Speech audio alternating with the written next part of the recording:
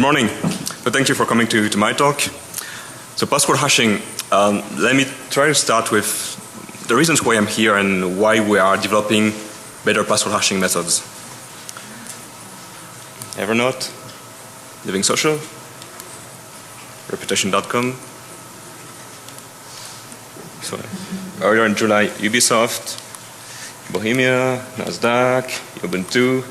Okay, so you get the point. We have a big problem with password security. In all these cases, it's easier for an attacker to recover your password.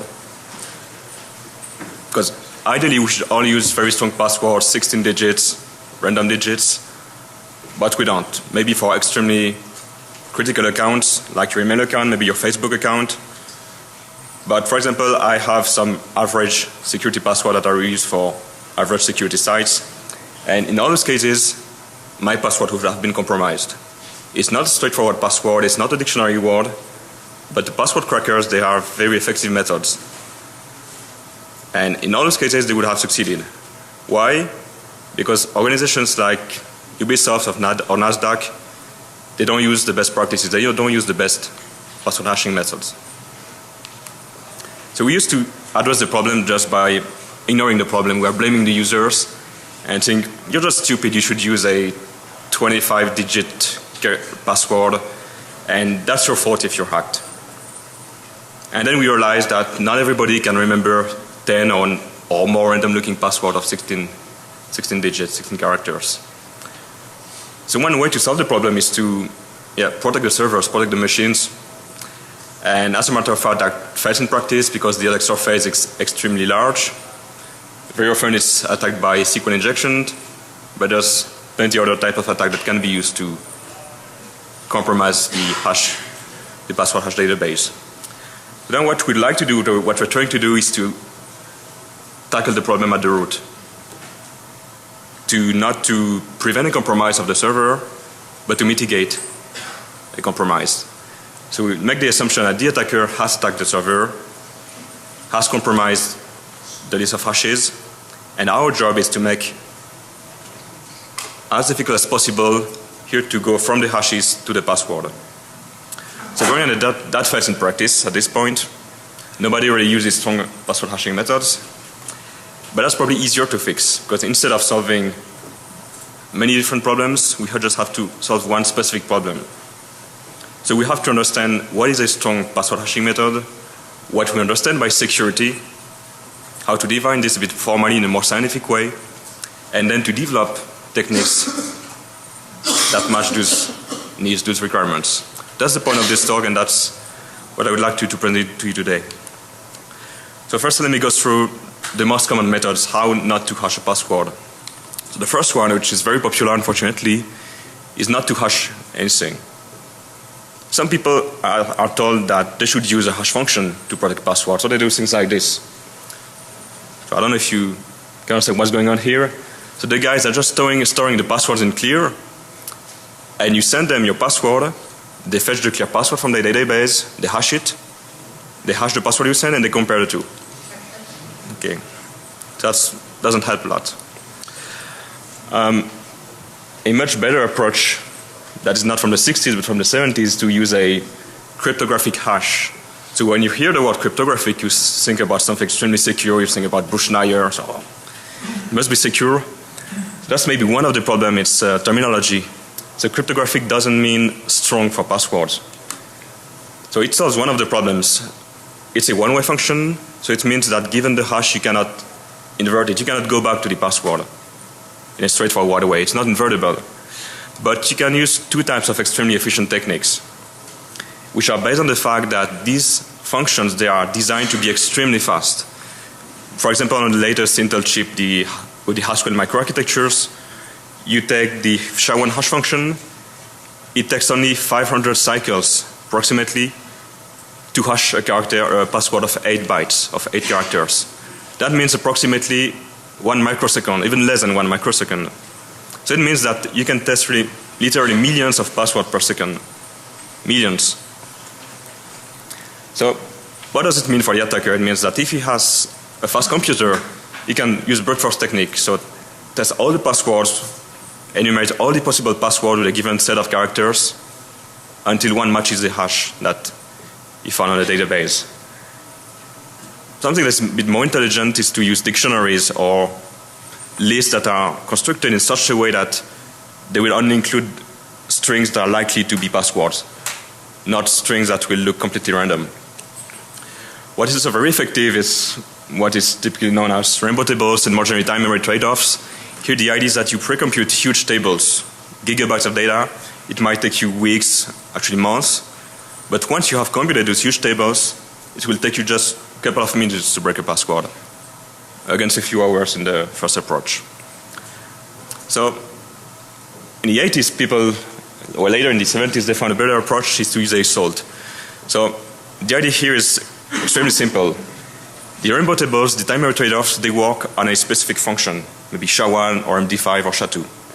But if you use a different hash function for different users, it doesn't work because the pre-computation that you do, it's specific to a given function. So obviously you don't have many different cryptographic primitives available, so what you will do is use an external parameter called a salt that will be used to simulate different functions. And from a theoretical point of view, if you just concatenate the salt to the password with proper domain separation, then you have exactly the same behavior as completely different functions. In cryptographic terms, they will emulate a random oracle. So a black box that returns a random value if you send her a request. So that solves the problem of rainbow tables, of time memory trade-offs, but not of dictionary attacks. So how to address this? To use a password hashing scheme. So here the idea is extremely simple again, is just make it slower, make it more difficult, more complicated, and just use more resources. So instead of computing 1 million of hashes per second, repeat the hash 10,000 times, so that instead of doing 1 million trials, you can just make 1,000 or 10,000 of those. So that not only solves the time memory trade-off, dictionary and brute force problem, but also it minimizes the advantage of attackers that use dedicated hardware or that use graphic cards or FPGAs. For example, in some FPGAs, the cost of accessing, reading, writing memory is relatively higher than in a CPU where you have now a few megabytes of L2 or L3 cache. And this is achieved by doing more arithmetic operations, so using the arithmetic more intensively, and doing more memory allocation, more reads and more writes. So let me give you a presentation of the three most common methods. PBKDF2, password-based key derivation number 2. So it was designed as a key derivation. It's essentially the same problem as password hashing. Is you take a password and you get something that's cryptographic, random looking. It's in the standard. It was designed by some people at RSA, and it's used in things like iOS and Blackberries and GPG, TrueCrypt. When you give your TrueCrypt password, it's first doing maybe 10,000 iterations to check your password. But one problem with this is that it's extremely simple, but it uses no clever way to minimize the advantage of attackers. That's why some people designed bcrypt in 1999, and it was really the first attempt to make something against efficient crackers, efficient attackers. They use 4K of memory, which is constantly accessed and modified. And the idea of the designers is to defeat the ASICs, so dedicated hardware fabricated especially to hack passwords. But one limitation of this is that you cannot parallelize it, which means that as a defender, if you have a multi-core CPU, if you have SMD instruction sets like SSC AVX2, you cannot exploit them to hash password, which means that you give an advantage to the attacker because you don't use all the potential of your hardware. But we should not blame the designers because in 1999, and then you were still using a single core with very small cache memory. So it's used in Twitter, Living Social, after they've been hacked, and in BSD because it was done by BSD people. So now really the state-of-the-art design is great. Maybe you've heard about it. It introduces this notion of memory hard function. So the guy, Colin Percival, he really tried to have a formal scientific approach to the problem. He defined theorems, he proved theorems, use very scientific notation to make it really more rigorous than bcrypt. Unfortunately, it's much less popular than bcrypt for some other reasons I will present a bit later. But I think it's used in Chromium in Litecoin as an alternative to SHA-256 and in Tarsnap, which is the system of Colin. So just to present very simply how it works. You first allocate a large array of memory and you initialize it with random values. Not randomly random, but generated pseudo-randomly from the password and the salt. The passwords are the seed and you fill it with random values. That's the first step. You store this in memory. And second step is you make unpredictable accesses. So here the idea is to force the storage of all these values. Since you cannot predict which element can be accessed, you really have to store everything to make it efficient. Okay. So what is cool is that when you think about it, you think about the problem, you don't know script, you will come up to this construction. So we really try to achieve this functionality in the simplest way as possible. But there's some issues, some limitations with script. If you look at the evolution of cryptographic primitive, there's always this stage where you make something very good, but you have thought a lot about it, so you end up with something very mathematical, very sophisticated. And the subsequent stage is maturity, where you make the same functionality, but in a minimalistic way with just the components that you need. So I believe that script has not reached this stage, and if you look at the specification, you'll notice that you have to implement many different procedures. On the left side you have something called smix, which is an algorithm that takes a sub-function called runmix, which calls blockmix, which uses salsa20/8, which is the core component of the stream cipher salsa20, which was designed by Dan Bernstein, which is a really cool cipher. And after doing this, you have to use mfcrypt. I don't want to explain what it is, which calls pbkdf2, the thing I presented just before, which uses hmark, a construction defined by, standard by NIST, which itself is calling SHA-256 as subcomponent. So you have 1, 2, 3, 4 cryptographic primitives and 4 other constructions. All these guys, you have to write code for them, to debug them, and to test them. So you see the problem. Next problem may be more pragmatic is, let's say you're not an expert in password hashing, you're not an expert in cryptography, you just want to protect your web application using script because this crypto guy told you to do so. And then you look at how to use the best parameters for your system, for your hardware. So you will notice there are 3 parameters, N, R, and P. So N is called the integer walk metric. R is the block size parameter. And P the parallelization parameter. This might give you an idea that P parameterizes the parallelism of script. But the first 2 ones, it's not very clear what they're doing. So what you will do next, you will go to Stack Overflow. You will ask a question, I have this application, what parameter can I use? There may be some people which are a bit creative and give you some random values, and more serious people will tell you just to look up at the slide of Colin and look at the parameters that he proposed. They were proposed in 2004 and they may not be the best for your application of today. So how do they really affect performance if you're interested in using script? So N and R, quite surprisingly, they have exactly the same effect for the defender for you. N and R, they actually define the computation time, number of arithmetic operations that you will do. So if you double the value of N, you double the number of basic operations. If you double the value of R, exactly the same. No change at all. Same for the memory. You have N times R times 128 bytes. So N and R, they have exactly the same effect in theory. So this plot here just shows that when you increase N on the x-axis, or if you increase Y on the y-axis, if you increase R on the y-axis, sorry, you have exactly the same effect on the actual time of competition. So the more red, the slower, and the more blue, the faster. Okay. And now maybe you are running your application on an embedded platform. Maybe you have some memory constraints. You just have maybe, I don't know, 1 meg of memory available. But you want to be slow. You don't have any latency constraint. So you want to be as slow as possible, maybe up to 1 or 2 seconds. But you don't want to use more than 1 meg of memory. You can do that with script. Because if you increase N or R, you will de facto increase memory as well.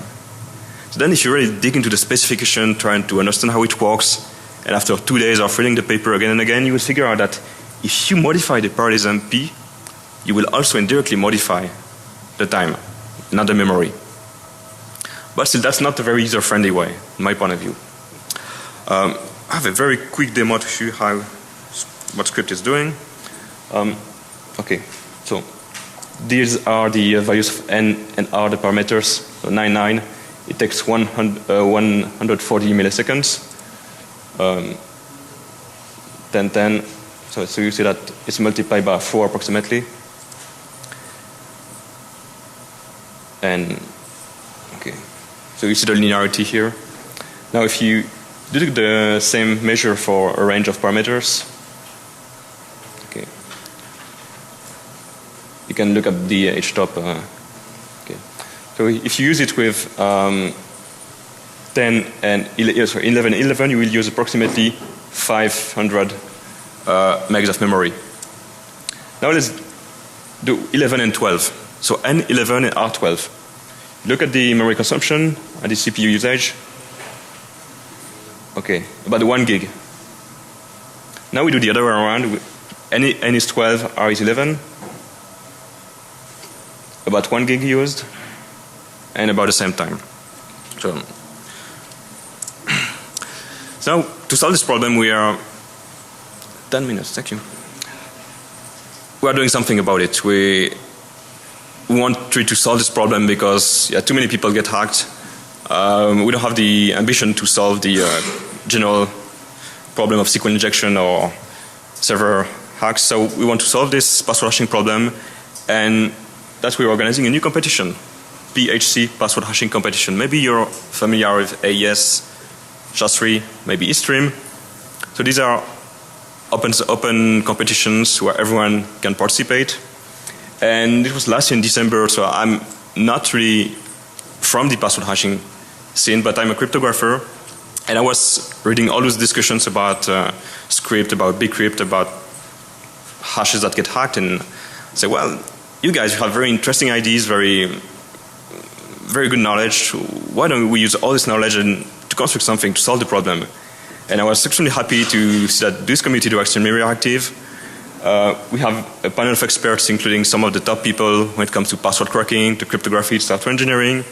People like Jeremy Gosney, Matt Green, Peter Gutmann, Solar Designer, Zuko. So I'm extremely happy that all these people will work together to assess the quality of submission and to choose something that will be useful to solve the problem. So the timeline, we published a call for submission. We hope to receive many good submissions in Q1 2014, in January. Then people, me, you, everyone, will look at them, give their opinion on performance, security, simplicity, and eventually we'll make a selection of finalists. We'll analyze them again more intensively, and hopefully in Q2 2015 we'll give a final selection of one or more submissions. There might be one for web services, one for standard application, one for scripting languages. We don't know what we'll receive yet. Okay. So like EES, like SHA-3, the fun part of it is that the incentive scheme. So you submit something and you try to attack the others. Everyone's trying to attack everyone, but in a very healthy way, very scientific way. So I'm looking forward to probably very cool like SHA-3. If you're interested in submitting, so let me go through very briefly about what we expect from you. First of all, specification. How does it work? It should be comprehensive, complete. Basic security analysis. Why you believe that it's secure? What notion of security do you consider? How fast or how slow it is? Why do you think it's fast for the defenders and as slow as possible for the attackers? You should give us some reference code, because if you have the specification, there might still be some ambiguities, and C code is much easier as a reference. And an IP statement, we don't want to accept any submission that has any copyright or pending patent or royalty. It should be as open as possible. So you can look up https at passwordhashing.net. All the details, we have an FAQ, a timeline. So if you're interested. Now in the few minutes that I have, I'd like to talk about the technical challenges we're trying to solve. First one is crypto research. So I'm sorry, I'm been academic in crypto and our community has failed in addressing this problem. It has been completely ignored. There's fewer than 10 papers. So we need more construction, more designs, more crypto analysis. And I'm talking with academic people to solve this. Maybe the biggest problem, in my point of view, is the technology dependency. The CPUs, GPU of today will be completely different from the ones in 10 years. So you have to anticipate advances technology and design submissions appropriately. For example, today you might want to optimize for AVX2 or AVX512, use these crazy instructions, 512-bit registers. But the more you optimize for Intel, the less you optimize maybe for AMD or ARM, the less you optimize for MIPS. So it's really a trade-off between interoperability, efficiency, and future-proofness.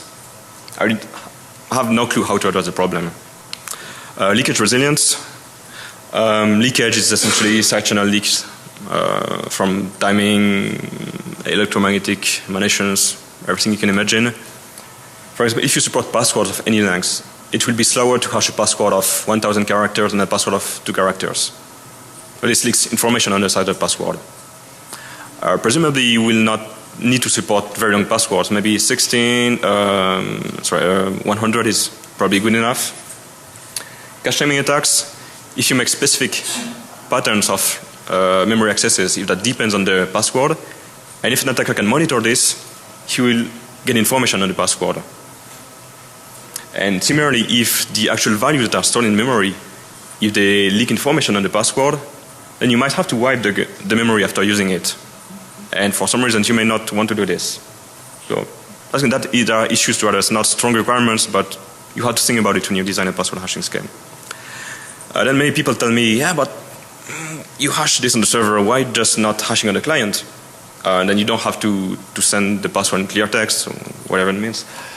But if you hash on the client side, you force people with maybe very lightweight hardware to do heavy computations.